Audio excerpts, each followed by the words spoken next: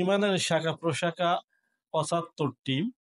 তন্মধ্যে ইতিপূর্বের খুতবায় ১৪টি সম্পর্কে আলোচনা করা হয়েছে। আজকে ১৫তম থেকে শুরু করব, যতদূর সংক্ষিপ্ত সময়ের মধ্যে যতটুকু আলোচনা করা যায়। সম্মানিত উপস্থিতি, ইমানের শাখা প্রশাখার ১৫তম শাখা হচ্ছে রাসূল কারীম সাল্লাল্লাহু আলাইহি ওয়াসাল্লামকে সম্মান করা, শ্রদ্ধা করা, সহযোগিতা করা। এ প্রসঙ্গে মহান আল্লাহ রাব্বুল আলামিন বলেন, ওয়া তুআজ্জিহু ওয়া তুওয়াক্কিরহু, তোমরা রাসূলকে সম্মান এবং মর্যাদা দাও, ওয়া তুওয়াক্কিরহু, এবং তাকে সহযোগিতা করো।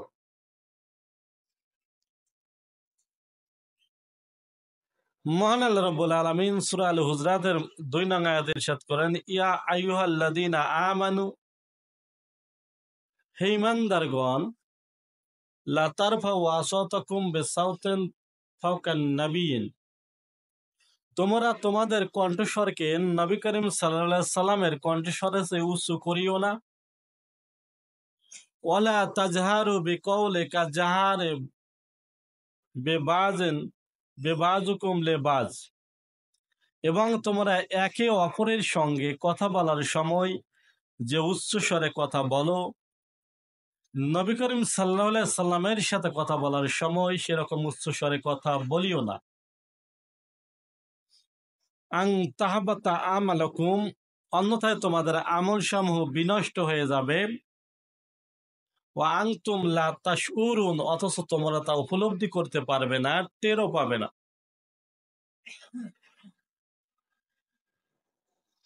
তো অত্র আয়াতে মহান আল্লাহ রাব্বুল আলামিন রাসূল কারীম সাল্লাল্লাহু আলাইহি ওয়াসাল্লামকে সম্মান দিয়ে, শ্রদ্ধা করে, তার সামনে নম্র এবং ভদ্র ভাষায়, বিনীত ভাষায় কথা বলার জন্য সাহাবীদেরকে বা উম্মতে মুহাম্মদীদেরকে নির্দেশ প্রদান করলেন, এবং এও জানিয়ে দিলেন যে তোমরা যদি নবী করিম সাল্লাল্লাহু আলাইহি সাল্লামের সাথে কি করো, উচ্চ স্বরে উচ্চ ভাষায় কথা বলো, তাহলে আল্লাহ রাব্বুল আলামিন তোমাদের আমল সমূহ বরবাদ করে দেবেন, নষ্ট করে দেবেন, অথচ তোমরা এটা টেরে পাবে না বা উপলব্ধি করতে পারবে না। তোমাদের আমল নামা থেকে যে আমল সমূহ বিনষ্ট করে দেওয়া হবে, এটা তোমরা উপলব্ধি করতে পারবে না।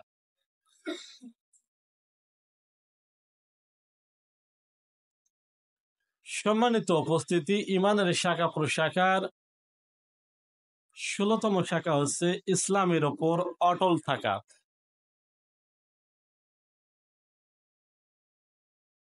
দিন তথা ইসলামের ওপর অটল থাকা হচ্ছে ইমানের অপরিহার্য দাবি এবং ইমানের একটি অন্যতম শাখা।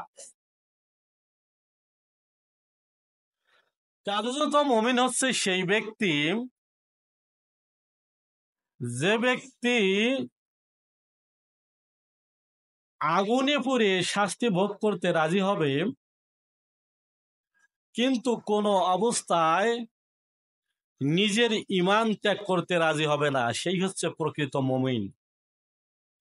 নিজের জীবন চলে যাবে, সম্পদ চলে যাবে, তবুও সে কখনো ঈমান ত্যাগ করবে না। এটি হচ্ছে ঈমানের উপর অটল থাকা, অবিচল থাকা। রাসূল কারীম সাল্লাল্লাহু আলাইহি সাল্লাম বলেন, সেই ব্যক্তি ঈমানের স্বাদ পেয়েছে যার মধ্যে ৩টি গুণ রয়েছে। নাম্বার ১, পৃথিবীর সবার চাইতে আল্লাহ এবং তার রাসূল সাল্লাল্লাহু আলাইহি সাল্লামকে বেশি প্রিয় মনে করা, বেশি ভালোবাসা, বেশি মহব্বত করা। ২ নাম্বার হচ্ছে আল্লাহ রাব্বুল আলামিনকে সন্তুষ্টি করার জন্যই তার কোনো বান্দাকে ভালোবাসা। ৩ নাম্বার হচ্ছে কুফরি থেকে সরে গিয়ে, কুফরি থেকে ফিরে আসার পর পুনরায় কুফরে নিমজ্জিত হওয়াকে এমনইভাবে অপছন্দ করা যেমনইভাবে অগ্নিকুণ্ডে নিক্ষিপ্ত হওয়াকে অপছন্দ করা। রাসূল কারীম সাল্লাল্লাহু আলাইহি সাল্লাম থেকে আরেকটি হাদিস, যে হাদিসের রাবী হচ্ছেন হযরত আবু হুরায়রা রাদিয়াল্লাহু তাআলা আনহু, তিনি বলেন, যে একদা এক ব্যক্তি রাসূল কারীম সাল্লাল্লাহু আলাইহি সাল্লামের কাছে কিছু চাইতে আসলেন, কিছু চাইলেন। তখন রাসূল কারীম সাল্লাল্লাহু আলাইহি সাল্লাম তাকে এক উপত্যকা ছাগল দান করলেন। এক উপত্যকা মানে একটা ফাঁকা মাঠে যতগুলো জায়গা থাকে, যতগুলো ছাগল ধরে তেমনই একটি এক উপত্যকা সমপরিমাণ ছাগল দান করলেন। ওই ব্যক্তি স্বগোত্রে তথা গিয়ে নিজ গোত্রের নিকট বলতেছেন যে তোমরা ইসলাম ধর্ম গ্রহণ করো, কেননা তিনি এমন পরিমাণে দান করেন যে কখনো দরিদ্র হওয়ার ভয় রাখে না, দরিদ্র হওয়ার আশঙ্কা রাখে না। মুহাম্মদ সাল্লাল্লাহু আলাইহি ওয়াসাল্লাম এমন দানশীল, দান করলে তিনি যে গরিব হবেন এই ভয় তিনি কখনো করেন না, তিনি অত্যন্ত দান করেন। কাজেই তোমরা ইসলাম ধর্ম গ্রহণ করো। তার এই কথা শুনে, তার এই আহ্বান শুনে এক ব্যক্তি মুহাম্মদ সাল্লাল্লাহু আলাইহি ওয়াসাল্লামের কাছে আসলো। উদ্দেশ্য হলো শুধু দুনিয়াবি অর্জন। আমি যদি ইসলাম গ্রহণ করি তাহলে তার কাছ থেকে অনেক টাকা পয়সা বা ধন দৌলত বা ছাগল বা যে কোনো সম্পদ পাবো। এই সম্পদ দিয়ে আমি আবার দুনিয়াবি জীবন সুন্দরভাবে পরিচালনা করতে পারবো। এই উদ্দেশ্যেই আসলো ইসলাম ধর্ম গ্রহণ করতে। অতঃপর যখন ইসলাম ধর্ম গ্রহণ করলো তখন ওই ব্যক্তি বলল যে আমার কাছে এখন মনে হচ্ছে পৃথিবীর সমস্ত ধন সম্পদের চাইতে, পৃথিবীর সমস্ত টাকা পয়সার চাইতে আমার কাছে ইসলামটাই এখন অধিক প্রিয়, অতীব প্রিয়। যে ব্যক্তি দুনিয়াবি উদ্দেশ্যে ইসলাম ধর্ম গ্রহণ করলো, ইসলাম ধর্ম গ্রহণ করার পর বলতেছে যে আমার কাছে মনে হচ্ছে দুনিয়ার সমস্ত ধন সম্পদ তুচ্ছ, দুনিয়ার সমস্ত ধন সম্পদের চাইতে ইসলামটাই আমার নিকট এখন অধিক প্রিয়, অতীব প্রিয়। সম্মানিত উপস্থিতি, অনুরূপভাবে পৃথিবীর যে কোনো কিছুর বিনিময়ে নিজের দান মাল, ধন সম্পদ, সন্তান সন্ততি, পৃথিবীর যে কোনোর বিনিময়ে যে কিছুর চাইতে আল্লাহ এবং আল্লাহ রাসূলকে বেশি ভালোবাসতে হবে এবং ইমানের ওপর অটল এবং অবিচল থাকতে হবে। যে কোনো মুহূর্তে, যে কোনো অবস্থায়, যে কোনো দুঃসময় বা সুসময়, সর্বাবস্থায় ইমানের ওপর অটল থাকতে হবে।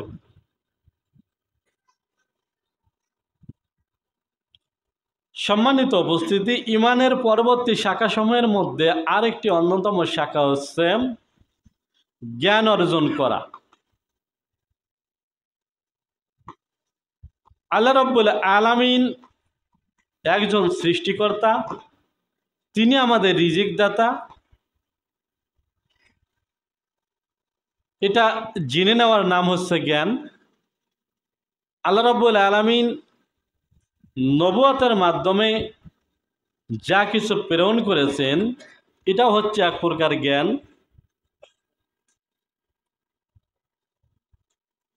একজন নবী এবং সাধারণ মানুষের মধ্যে যে বৈশিষ্ট্য রয়েছে, যে তফাৎ রয়েছে, একজন নবীর মধ্যে যে বৈশিষ্ট্য রয়েছে, একজন রাসূলের মধ্যে যে বৈশিষ্ট্য রয়েছে এবং একজন সাধারণ মানুষের মধ্যে যে বৈশিষ্ট্য রয়েছে, এই বৈশিষ্ট্যগুলো জানার নামও হচ্ছে জ্ঞান। মূলত আল্লাহ রাব্বুল আলামিন এবং তার রাসূল কারীম সাল্লাল্লাহু আলাইহি সাল্লাম জান্নাত জাহান্নাম হালাল হারাম এগুলো সম্পর্কে জানা বা জেনে নেওয়ার যে মাধ্যম, সেই মাধ্যমগুলোকেই বলা হয় জ্ঞান। আর এই জ্ঞানের মাধ্যম হচ্ছে চারটি, যথা কোরআন বা আল্লাহর কিতাব, দুই হচ্ছে সুন্নাত তথা রাসূলের হাদিস, তিন হচ্ছে কিয়াস, আর হচ্ছে উলামায়ে ইজতিহাদ। এই চারটি হচ্ছে জ্ঞান অর্জনের মাধ্যম, জ্ঞান অর্জনের বিষয়। এগুলোর মাধ্যমে মানুষ জ্ঞান অর্জন করতে পারে। আর মহান আল্লাহ রাব্বুল আলামিন এবং তার রাসূল কারীম সাল্লাল্লাহু আলাইহি সাল্লাম কোরআন এবং হাদিসের মাধ্যমে ইলম এবং আলিমদের সম্পর্কে অনেক ফজিলত সম্পূর্ণ আয়াত এবং হাদিস বর্ণনা করেছেন। মহান আল্লাহ রাব্বুল আলামিন বলেন,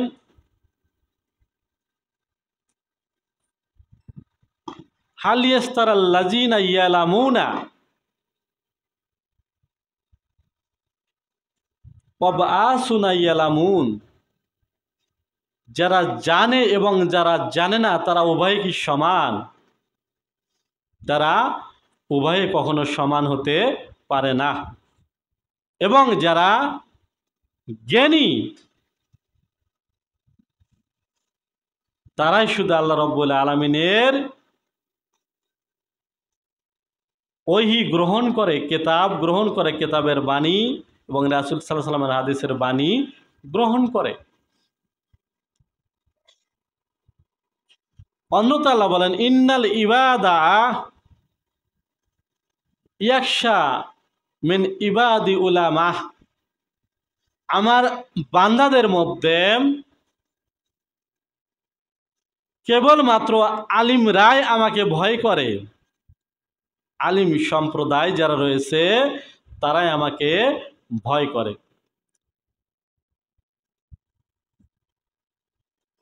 সম্মানিত উপস্থিতি,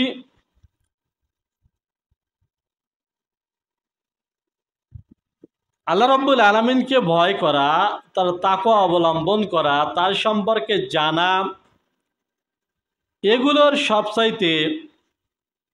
এগুলো জেনে নেওয়ার সবচাইতে সর্বোৎকৃষ্ট পন্থা, সর্বোৎকৃষ্ট পথ হচ্ছে একটাই, সেটা হলো ইলম তথা জ্ঞান অর্জন করা।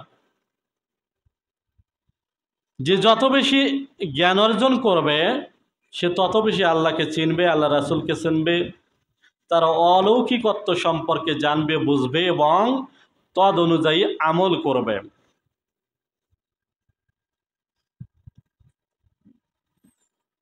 জ্ঞান হচ্ছে বান্দার জন্য একটা রহমত। আল্লাহ রাব্বুল আলামিন যে বান্দার কল্যাণ করতে চায়, ভালো করতে চায়, তাকে জ্ঞান দান করেন এবং সেই জ্ঞান অনুযায়ী তাকে চলার সুযোগ দান করেন। আর আল্লাহ রাব্বুল আলামিন যে বান্দার অকল্যাণ চায়, যে বান্দার অমঙ্গল চায়, তাকে কোরআন এবং হাদিসের জ্ঞান থেকে দূরে সরে রাখেন এবং সে কখনো কোরআন এবং হাদিসের জ্ঞান অনুযায়ী আমল করতে পারে না। মহান আল্লাহ রাব্বুল আলামিনের হাবিব রাসূল কারীম সাল্লাল্লাহু আলাইহি সাল্লাম বলেন, জ্ঞান হচ্ছে এমন একটি মূল্যবান সম্পদ, মহান আল্লাহ রাব্বুল আলামিন একদিন এই জ্ঞানকে পৃথিবী থেকে উঠায় নেবেন এবং তিনি বলেন, মহান আল্লাহ রাব্বুল আলামিন মানুষের অন্তর থেকে টেনে টেনে এলেম তথা জ্ঞানকে বের করে নেবেন না, তিনি এই পৃথিবী থেকে আলেমদেরকে উঠিয়ে নেওয়ার মাধ্যমেই জ্ঞানকে বিলুপ্ত করে দেবেন, জ্ঞানকে উঠায় নেবেন। হাত্তা ইজা বুকি আলে আলেমান, অবশেষে যখন এই পৃথিবীতে কোনো আলিম থাকবে না, পৃথিবীতে যখন কোনো জ্ঞানী ব্যক্তি থাকবে না, আত্তাখাজা নাসা ও জাহেলু উলামা, তখন মানুষ জাহেল তথা অজ্ঞ ব্যক্তিকেই নেতা বানাবে। ওয়াইয়াস আলুনা, তাদেরকে এমন কিছু জিজ্ঞেস করবে, ওয়া আফতারু বেগয়রে মিনহুম, এবং তারা না জেনে না বুঝে এলেম ব্যতিরেকে এই ফতোয়া দিয়ে দেবে। ফা জল্লু, তারা নিজেরাও পথভ্রষ্ট হবে, ওয়া জল্লু, এবং তারা লোকদেরকেও পথভ্রষ্ট করবে। এলেম এমন একটি মূল্যবান সম্পদ, আল্লাহ রাসূল বলতেছেন যে একদিন আল্লাহ রাব্বুল আলামিন এই পৃথিবী থেকে এলেমকে উঠিয়ে নেবে। সেটা মানুষের অন্তর থেকে টেনে টেনে এলেম বের করবে এমনটি নয়, যারা আলিম, যারা জ্ঞানী, তাদেরকে উঠিয়ে নেওয়ার মাধ্যমেই, তাদেরকে অপাতের মাধ্যমেই পৃথিবী থেকে এলেমকে উঠায় নেবেন। অবশেষে মানুষ যখন জ্ঞানী ব্যক্তিকে পাবে না, তখন তাদের মধ্যকার যারা মূর্খ রয়েছে, জাহেল রয়েছে, তাদেরকেই তাদের নেতা বানাবে এবং তাদেরকে এমন কিছু প্রশ্ন জিজ্ঞাসা করবে এবং নেতারাও না জেনে না বুঝে এলেম ব্যতিরেকে ফতোয়া দিয়ে দেবে, উত্তর দিয়ে দেবে।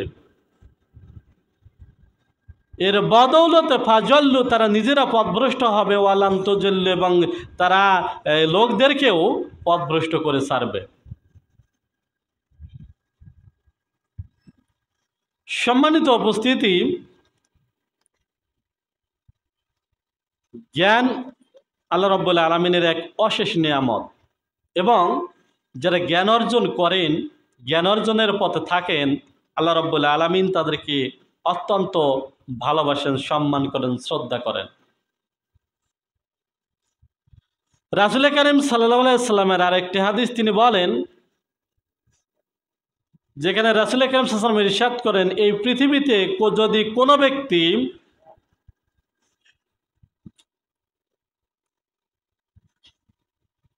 কারো কোনো একটি সমস্যা দূরীভূত করে দেয়, সমস্যার সমাধান করে দেয়, মহান আল্লাহ রাব্বুল আলামিন কিয়ামতে তার একটি সমস্যার সমাধান করে দেবেন। যদি কোনো বান্দা এই দুনিয়ার বুকে তার কোনো মুসলিম ভাইয়ের কোনো সমস্যা লাঘবে সচেষ্ট হয়, কোনো সমস্যা লাঘব করে থাকেন, আল্লাহ রাব্বুল আলামিন দুনিয়া এবং আখিরাতে তার সমস্যা লাঘব করে দেবেন।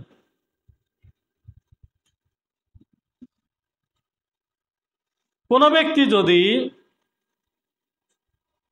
এই দুনিয়াতে তার ভাইয়ের সাহায্য করার জন্য নিজেকে নিয়োজিত রাখেন, আল্লাহ রাব্বুল আলামিন ততক্ষণ পর্যন্ত তাকে সাহায্য করা আল্লাহর পক্ষ থেকে অব্যাহত রাখেন। অতঃপর আল্লাহ রাসূল সাল্লাল্লাহু আলাইহি ওয়াসাল্লাম বলেছেন যে কোনো ব্যক্তি যদি এই দুনিয়ার বুকে কোনো মুমিন ব্যক্তির দোষ ত্রুটি গোপন রাখেন, ঢেকে রাখেন, আল্লাহ রাব্বুল আলামিন কিয়ামতের মাঠে তার দোষ ত্রুটি ঢেকে রাখবেন। অতঃপর রাসূল কারীম সাল্লাল্লাহু আলাইহি ওয়াসাল্লাম বলেন, কোনো ব্যক্তি যদি এই দুনিয়ার বুকে কোনো ইলম অর্জনের পথ অন্বেষণ করে, ইলম অর্জনের পথ খুঁজে বেড়ায়, ইলম অর্জনের পথ ধরে, মহান আল্লাহ রাব্বুল আলামিন তার জন্য জান্নাতে যাওয়ার পথ সহজ করে দেন। সুবহানাল্লাহি ওয়া বিহামদিহি।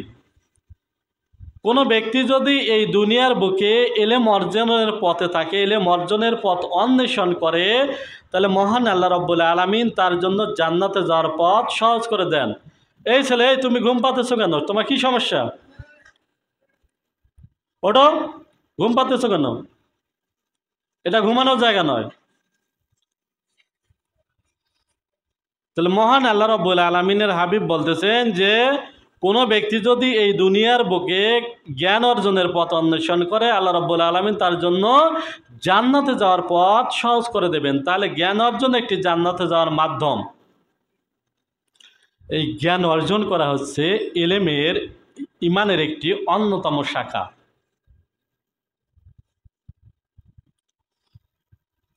ইমানের শাখা প্রশাখা সমূহের মধ্যে আরেকটি হচ্ছে জ্ঞানকে বিকশিত করা, প্রসারিত করা।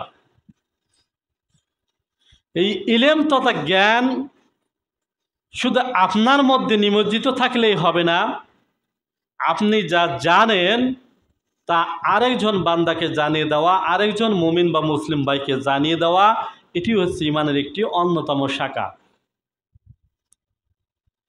বিদায় হাজার ভাষে রাসূল কারীম সাল্লাল্লাহু আলাইহি সাল্লাম সমবেত লোককে বললেন, আইয়ুহান নাস, মানব জাতি, মানব সম্প্রদায়, উপস্থিত সম্প্রদায়,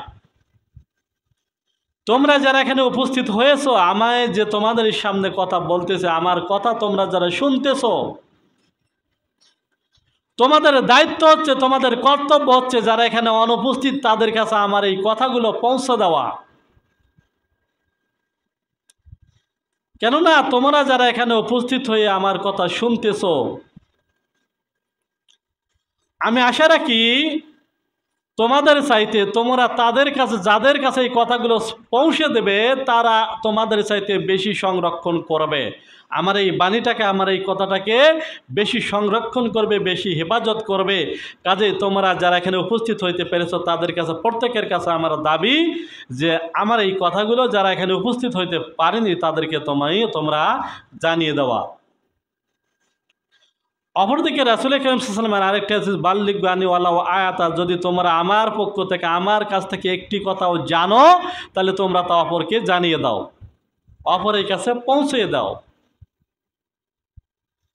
রাসূল কারীম সাল্লাল্লাহু আলাইহি ওয়াসাল্লাম আরেকটি হাদিস, যদি আপনার কাছে কোনো মুমিন ব্যক্তি, কোনো মুসলিম ব্যক্তি কোনো জ্ঞানের বিষয়ে জানতে চায়, আর আপনি শুধু সেটা তাকে না জানিয়ে এড়িয়ে যান, পাশ কাটিয়ে যান,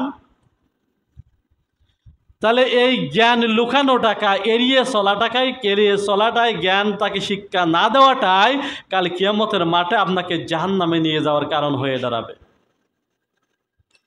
আপনি কোরআনের জ্ঞান জানেন, হাদিসের জ্ঞান জানেন, একজন মুসলিম ভাই আপনার কাছে জানতে চাইতেছে, আপনি তাকে সময় দিলেন না, তাকে এড়িয়ে চললেন, তাকে প্রশ্রয় দিলেন না। আপনার এই অহংকারীটা, জ্ঞান লুকানোটাই আপনাকে কাল কিয়ামতে জাহান্নামে নিয়ে যাবে।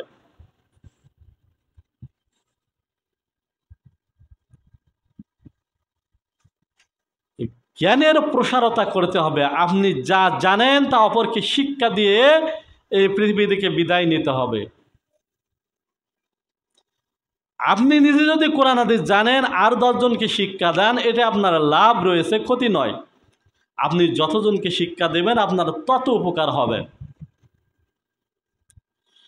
যদিও দুনিয়ার জীবনে মনে হচ্ছে আমার সময় অপচয় হচ্ছে, আমার সাংসারিক জীবনের কাজকর্ম অপচয় হচ্ছে, আসলে তা না। আপনি যখন জ্ঞানের পেছনে সময় দেবেন, অপরজনকে জ্ঞান শিক্ষা দান করবেন, এটাই মূলত মনে করতে হবে আপনার সবচেয়ে উৎকৃষ্টতম সময়, এটাই আপনার সবচেয়ে উৎকৃষ্টতম কাজ। কেননা আমি আপনি এই পৃথিবী থেকে একদিন বিদায় নিয়ে চলে যাব, আমার আপনার পৃথিবীর সমস্ত আমল বরবাদ হয়ে যাবে, নষ্ট হয়ে যাবে, ইল্লা বেসালাসাতেন, কিন্তু 3টি মাত্র আমল অব্যাহত থাকবে, জারি থাকবে। আপনি কবরে শুয়ে শুয়ে কিয়ামত অবধি পর্যন্ত এই আমলগুলোর সওয়াব আপনি পেতে পাবেন। শুধুমাত্র 3টি আমল পৃথিবীর মধ্যে রয়েছে। 1 নম্বর হচ্ছে সদকাত জারিয়া। আপনি যদি সদকায়ে জারিয়া করে যান, মসজিদ, মক্তব, মাদ্রাসা, এতিমখানায় দান সাদাকা করে যান,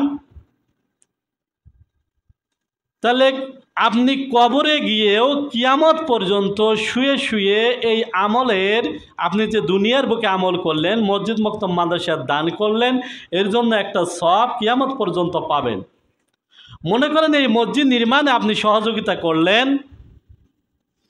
কিয়ামত পর্যন্ত তো মসজিদটা থাকবে, কিয়ামত পর্যন্ত যতগুলো মুসল্লি এই মসজিদে সালাত আদায় করবে, প্রত্যেকের সালাতের সবের একটা নির্ধারিত অংশ আপনার আমল নামায় কিয়ামত পর্যন্ত যেতে থাকবে। আপনি মারা যাবেন কিন্তু আপনার আমল বলবৎ থাকবে। এমন একটি আমল হচ্ছে সদকাতুল জারিয়া। 2 নম্বর হচ্ছে এলেম। এমন এলেম আপনি পৃথিবীর বুকে জীবিত অবস্থায় কোরআন এবং হাদিসের জ্ঞান আর 10 জনকে দান করেছেন। আপনি 10 জনকে কোরআন শিক্ষা দিয়েছেন, 10 জনকে হাদিসের জ্ঞান দান করেছেন। এবার আপনি ইন্তেকাল করেছেন, ওই 10 জন আপনার শিখানো পদ্ধতিতে কোরআন তেলাওয়াত করতেছে, আপনার শিখানো হাদিস অনুযায়ী আমল করতেছে। দেখা যাচ্ছে ওই 10 জন আর 10 জনকে শিক্ষাদান করতেছে, ওই 10 জন আর 10 জনকে শিক্ষাদান করতেছে।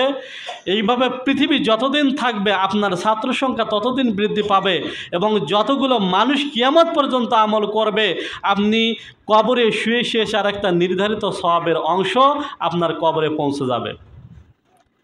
এর নাম হচ্ছে ইলম, এর নাম হচ্ছে জ্ঞান। আপনি মানুষকে যত জ্ঞান দান করবেন আপনার তত লাভ হবে, তত মর্যাদা বৃদ্ধি পাবে।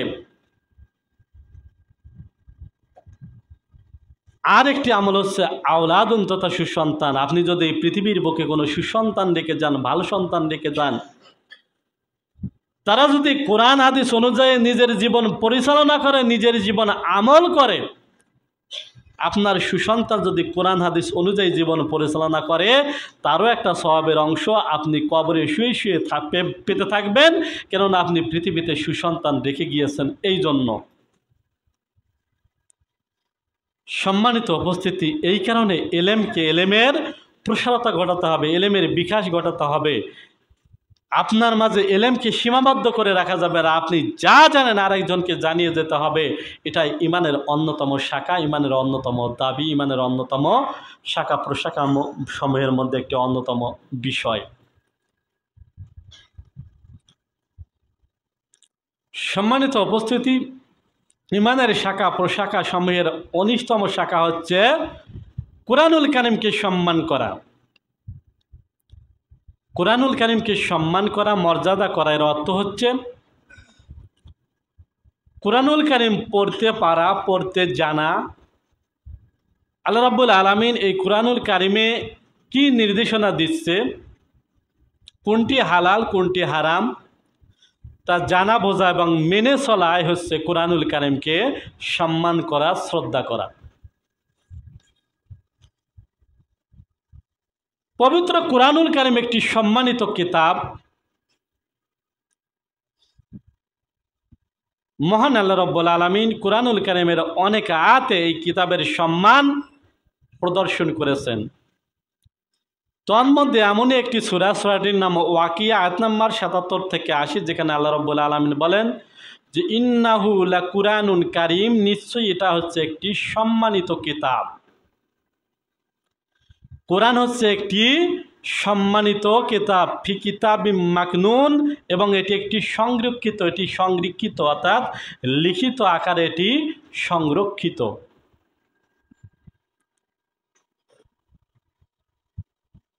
এবং এটা এমন একটি কিতাব, লা তামাসসা ইল্লা মুতাত্তাহিরুন, একমাত্র পবিত্র ব্যক্তি ছাড়া, এটা পবিত্র শরীর ছাড়া, পবিত্র দেহ এবং মন ছাড়া এটা স্পর্শ করে না। তানজিলালুল রব্বিল আলামিন, এটা সারা জীবনের, সারা জাহানের প্রতিপালক মহান আল্লাহ রাব্বুল আলামিনের পক্ষ থেকে একটি অবতীর্ণ কিতাব। এই কিতাবকে সম্মান করতে হবে, কিতাবকে শ্রদ্ধা করতে হবে। যারা এই কিতাবকে সম্মান করবে, কিতাবকে শ্রদ্ধা করবে, এই কিতাবের সংস্পর্শে থাকবে, মহান আল্লাহ রাব্বুল আলামিনের হাবিব তাদেরকেও সম্মানিত ব্যক্তি হিসাবে আখ্যায়িত করেছেন। যেমন তিনি বলেন যে এই দুনিয়ার পক্ষে সেই ব্যক্তি সর্বোত্তম, খয়রুকুম মান তাল্লামাল কুরআন ওয়া আল্লামাহু, যে ব্যক্তি নিজে কোরআন শেখে এবং অপরকে শিক্ষা দেয়, সেই ব্যক্তি হচ্ছে সর্বোত্তম ব্যক্তি। আপনি যদি কোরআনকে ভালোবাসেন, কোরআনকে সম্মান করেন, নিজে কোরআন শেখেন এবং কোরআন অপরকে শিক্ষা দেন, আপনি যেমন কোরআনকে ভালোবেসে আল্লাহ রাব্বুল আলামিনের কিতাবকে সম্মান করলেন, শ্রদ্ধা করলেন, আল্লাহ রাব্বুল আলামিন আপনাকে সম্মান এবং শ্রদ্ধা করতেছেন এইভাবে যে পৃথিবীর মধ্যে সবচাইতে উত্তম ব্যক্তি হচ্ছে আপনি। কে? খয়রুকুম মান তাল্লামাল কুরআনা, যে ব্যক্তি কোরআন শিখে, ওয়া আল্লামাহু, এবং অপরকে শিক্ষা দেয়। অর্থাৎ এই দুনিয়ার বুকে যারা কোরআনের ছাত্র এবং শিক্ষক, এরাই হচ্ছে পৃথিবীর বুকে সর্বাপেক্ষা সর্বোত্তম ব্যক্তি।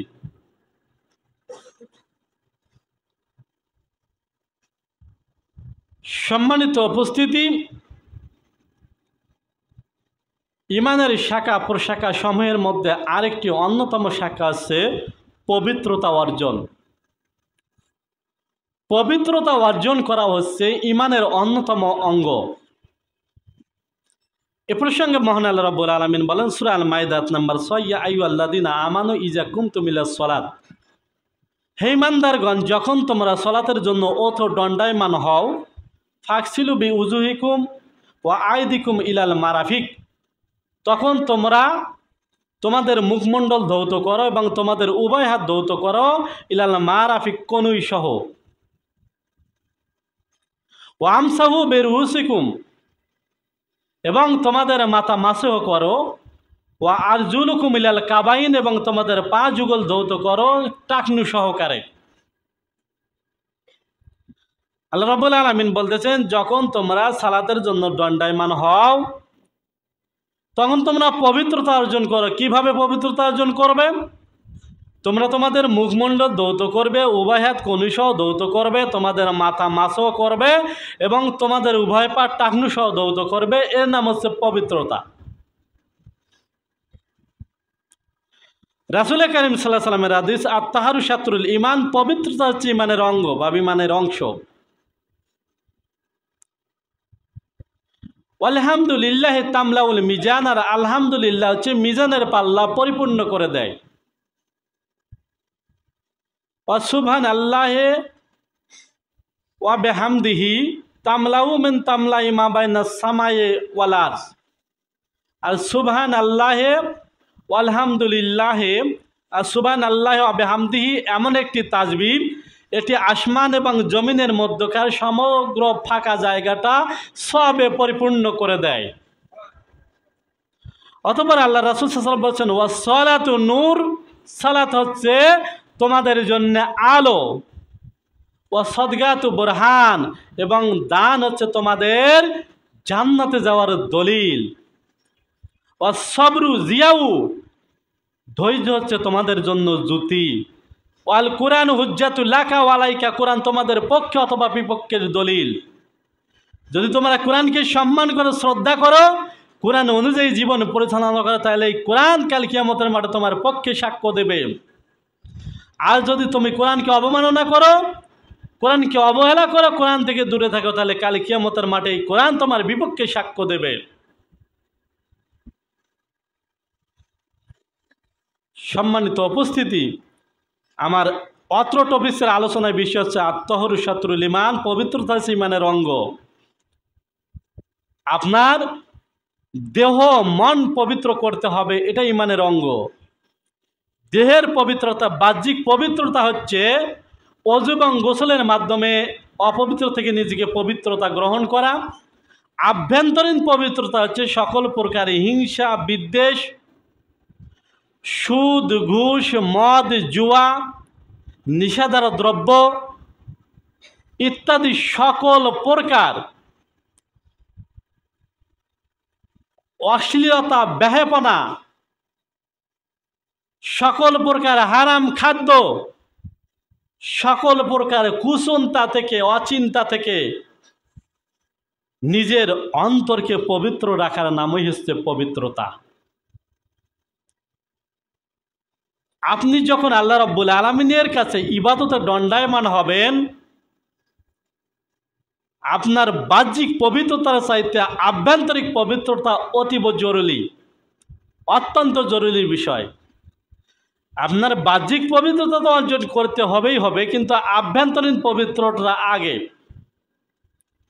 আভ্যন্তরীণ এবং বাহ্যিক পবিত্রতা অর্জন করে যদি আপনি ইবাদতের জন্য দণ্ডায়মান হন, তাহলে সেই ইবাদত আল্লাহ রাব্বুল আলামিনের দরবারে কবুল হবে এবং ইমানের শাখা প্রশাখা আপনার জন্য ঠিক থাকবে।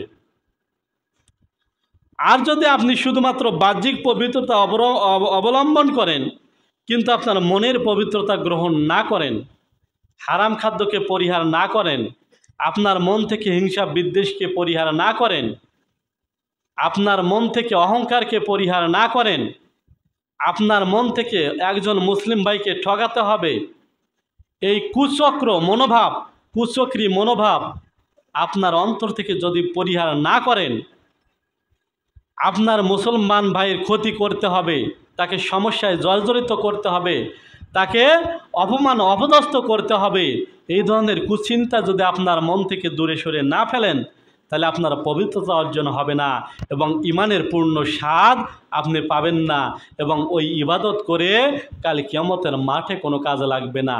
কাজে বাহ্যিক এবং আভ্যন্তরীণ উভয় দিকের পবিত্রতা অর্জন করা হচ্ছে ইমানের অপরিহার্য দাবি এবং ইমানের শাখা প্রশাখা সময়ের মধ্যে একটি অন্যতম শাখা। সম্মানিত উপস্থিতি, খুতবার নির্ধারিত সময় শেষ। আমরা বিগত 3 জুমায় ইমানের শাখা প্রশাখা সমূহের প্রায় 20টি শাখা প্রশাখা সমূহ জানতে পারলাম। তো ইনশাআল্লাহ আল্লাহ যদি তৌফিক দেয়, তাহলে ভবিষ্যতে অন্যান্য শাখা প্রশাখাগুলো জেনে নেব। তবে যে শাখা প্রশাখাগুলো অতীতে জানলাম বা আজকে জেনেছি, এগুলোর ওপর মানা বা মান্য করা আমাদের জন্য অত্যন্ত অপরিহার্য বিষয় এবং অত্যন্ত অতীব জরুরি বিষয়, এবং কোরআন এবং হাদিসের পক্ষ থেকে, আলেম এবং ওলামাদের পক্ষ থেকে, আল্লাহ এবং আল্লাহ রাসূলের পক্ষ থেকে এই বিষয়গুলো মানা হচ্ছে জোরালো দাবি। আল্লাহ রাব্বুল আলামিন আমাকে, আপনাকে, আমাদের সকলকে ইমানের শাখা প্রশাখা সমূহের প্রতিটি বিষয়কে পুঙ্খানুপুঙ্খানুরূপে জানা, বোঝা এবং মানার তৌফিক দান করুক। সকলে বলে আল্লাহুম্মা আমিন।